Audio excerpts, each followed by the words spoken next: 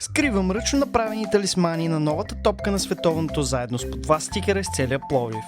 Идеята ми да повиши осведомеността по въпроси като нуждата от рециклиране и чистота в градовете, в които живеем. Къде можете да намерите талисмана? Останете до края на видеото и ще разберете. Всеки ден за 365 дни ще събирам рециклируеми отпадъци от земята, ще ги измивам и ще ги изхвърлям на обозначените за това места, като в процеса и вие ще спечелите, понеже изработвам еко подаръци за хората, които ме следят, да могат да открият.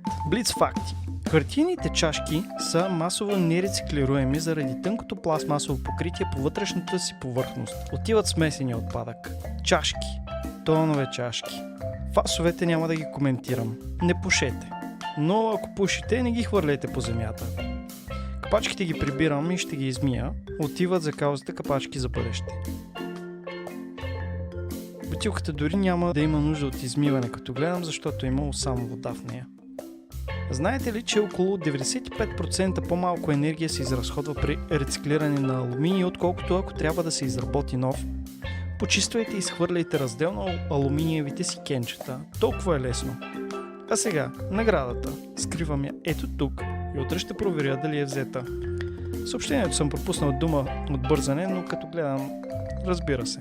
Моля, ако сте непълнолетни, задължително да се допитате до възрастен и дори да бъдете придружен от него. Следете за част 2 и може дори да направя видео каква е технологията на изработката на тези талисмани.